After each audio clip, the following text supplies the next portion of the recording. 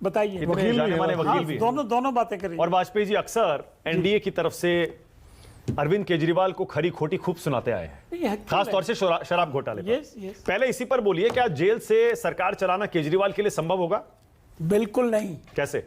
बिल्कुल नहीं। उसका जरा सा एग्जांपल देता हूं। देखिए, जेल में जो कैदी होते हैं और उसका जो प्रशासन होता है वो जेल मैनुअल के हिसाब से चला करता है। मतलब उसमें ये तक लिखा हुआ है कि कौन सा खाना किसको मिलेगा, कितने बजे मिलेगा, कहाँ किचन बनेगी, ये एक एक इंच की बात जो है जेल मैनुअल के हिसाब से होता है। और कोर्ट भी जेल मैनुअल में अगर मना है कोई चीज़ तो कोर्ट उसको परमिट नहीं करता। पर सुब्रत राय सहारा का केस आपको याद है? क्या हुआ उसमें? अरे तो कोर्ट प्रेमिसेस में ही उन्होंने जेल बना दी थी। नहीं, और सारी सुविधाएं दे दी थी। ना, एक सेकंड, मुझे याद है, अच्छी तरह याद है। I was representing somebody. उसमें क्या किया था कि प्रॉपर्टी उसकी अटैच हुई थी, तो उसकी नेगोशिएशन के लिए लोग 2-4 अलाउ किए थे कोर्ट में। और 1.5 साल तक वो रहे वहां पर। 2-4 लोग आए थे, वो तो जेल में बंद थे ना। बंद थे, फोन दिया गया, सारी सुविधा दी गई। क्योंकि प्रॉपर्टी सारी अटैच हो गई थी, कुछ लंदन में प्रॉपर्टी थी, कुछ अमेरिका में थी, कुछ हिंदुस्तान में थी, तो उनका फाइनल नेगोशिएशन डिसीजन करने के लिए 4-5 मीटिंगें जेल में हुई थी। जेल से चीफ मिनिस्टर सरकार चलाना किसी एंगल से पॉसिबल नहीं है। कोर्ट क्या करता है, जो ह्यूमन वैल्यूज हैं या जो ह्यूमन राइट्स हैं उसमें कई बार लिबरल होता है। जैसे एक केस मुझे याद है, चार्ल्स सोबराज का, वो मैंने किया था, तो उसमें उसको हथकड़ी लगा के रखा उन्होंने चारों तरफ से जाम करके, पैरों में भी बेड़ियां, हाथों में बेड़ियां। तो उसमें हाई कोर्ट ने कहा कि नहीं, इसको फेटर्ड को कम करिए, दिस इज इनह्यूमन।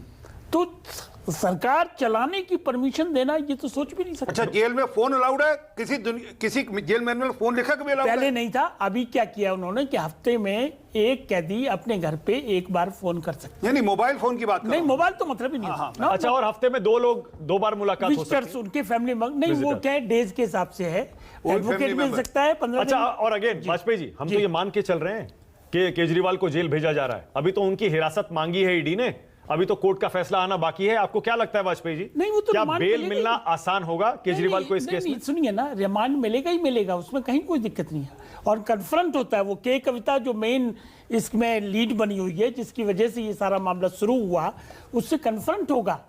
उसका 164 का स्टेटमेंट रिकॉर्ड हो गया ऑलरेडी। वो ही कल हाईकोर्ट में पास ऑन किया गया था जब हाईकोर्ट में डिबेट हो रही थी। कविता का स्टेटमेंट वो अप्रूवल हो गई है क्या? नहीं, अप्रूवर का भी नहीं मालूम, लेकिन 164 का स्टेटमेंट हुआ है। कविता को भी झटका लगा कोर्ट से। 164 में स्टेटमेंट अभी तो रिमांड पे चल रही है। हाँ, वही मैं कह रहा हूं, कविता को भी झटका लगा। कपिल सिब्बल उनकी तरफ से अपीयर हो रहे थे, वो तो पिटीशन उन्होंने रिलीफ मांगा, डिसमिस हो गई। हाँ, और वो डिसमिस हो गई पिटीशन, उनको रिलीफ नहीं मिला। लेकिन वाजपेयी जी, वो अलग प्रोसेस। वाजपेयी जी, आप तो राजनीतिक आदमी भी हैं, जरा बताइए, हमदर्दी तो नहीं मिल जाएगी केजरीवाल को, इंडिया गठबंधन को इस गिरफ्तारी से? बैकफायर तो नहीं कर जाएगी गिरफ्तारी? मानक जी, इस देश की जनता बहुत समझदार है। भ्रष्टाचारी लोगों के साथ कोई संपत्ति नहीं मिलती। लालू का केस हो या और लोगों का केस है, उसमें भ्रष्टाचार के रिपोर्ट जो है ना बड़े कम थे। लेकिन ये तो 4 मिनिस्टर इनके ऑलरेडी जेल में हैं, 2-3 पंजाब में भी हैं। एक मैं अभी विनोद जी को सोच रहा था, विनोद जी डोंट माइंड, मैं एक सजेशन दे रहा था इंडिया वालों को, गठबंधन को, एक एडवाइजरी बोर्ड बना ले, है ना, उसमें विनोद जी जैसे लोग आ जाएं और वो कहें कि भ्रष्टाचार क्यों नहीं करते हो, वो इसको वो क्या बोल रहे थे, बहिष्कार क्यों नहीं करते चुनाव? ये उनके पास आइडिया नहीं है। ये एडवाइजरी बोर्ड जो अगर आइडिया दे तो एक छोटी सी बात, क्योंकि आप इसका चले जाओगे राजेश गुप्ता जी के पास। एक सज्जन है विजय नायर, मैं लगातार निरंतर हर डिबेट में शुरू से कहता रहा कि विजय नायर केजरीवाल के ब्लू आइड बॉय थे, ब्लू आइड बॉय, जो कि कविता और उधर के जो बाकी लोग थे उनके बीच का वो इंटरफेस थे।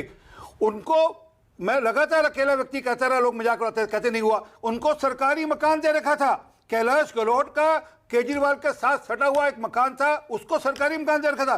कैलाश गहलोत मंत्री उस मकान में नहीं रहते थे, वो सारे के सारे धंधे वहां से करता था।